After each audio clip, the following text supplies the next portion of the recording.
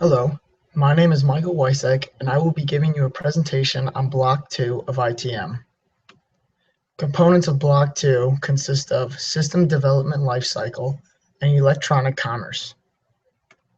System Development Lifecycle. Imagine a world where you are free to write whatever kind of software and code you may want to.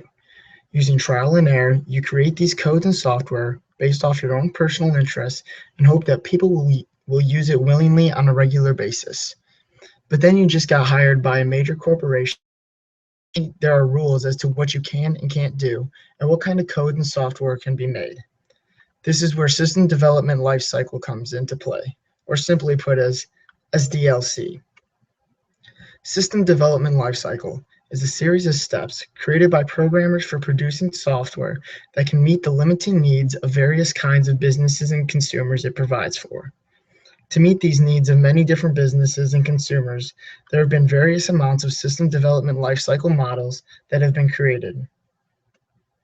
Some of these models include Waterfall, the original SDLC model, Spiral, Agile Software Development, Joint Application Development or GAD, Build and Fix, Fountain, Rapid Application Development or RAD, Incremental, and Synchronize and Stabilize.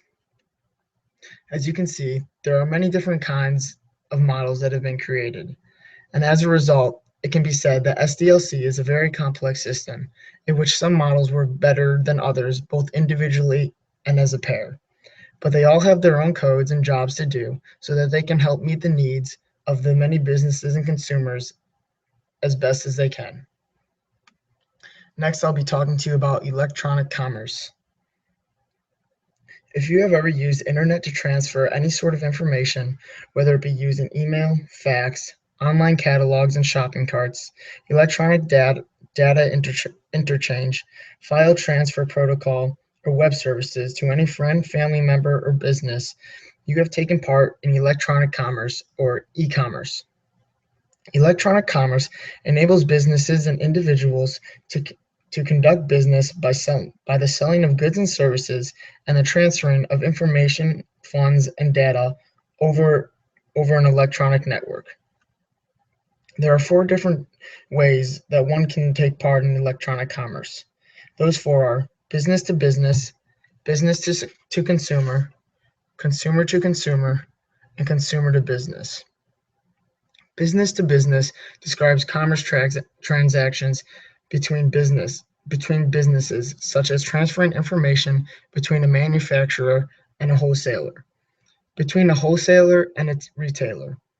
Business to business branding is a term used in marketing and is also used in the context of communication and collaboration. Business to consumer is the sale of goods and services from individuals or businesses to the end user. A retailer purchases goods or products in large quantities from manufacturers directly or through a wholesaler, and then sells smaller quantities to the consumer for a profit. Online retailing, a type of electronic commerce used for business to consumer transaction and mail order, are forms of non-shop retailing. Consumer to consumer electronic commerce involves the electronically facilitated transactions between consumers through some third party. A common example is an online auction site in which a consumer posts an item for sale and other consumers bid to purchase it. The third party generally charges a flat fee for commission. The sites are intermediaries, just there to match consumers. They do not have to check the quality of the products being offered.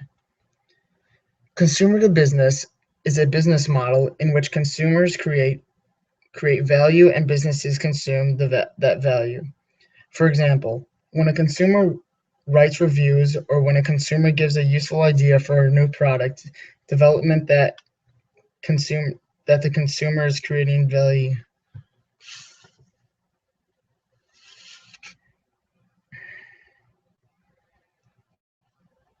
Consumer to business and consumer to business is a business model in which consumers create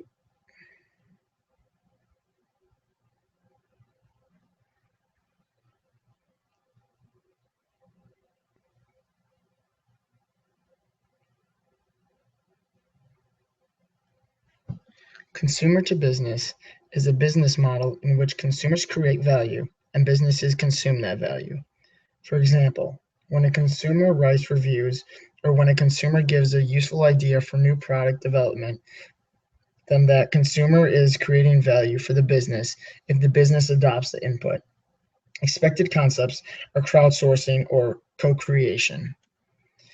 E-commerce covers a range of different types of businesses, from consumer-based retail sites through auction or music sites to business exchanges, trading goods and services between corporations. It is currently one of the most important aspects in the internet to emerge and allow consumers to electronically exchange goods and services with no barrier of time or distance. Electronic commerce has expanded rapidly over the past 5 years and is predicted to continue at this rate or even accelerate. That concludes my presentation. I hope you learned something and thank you for watching.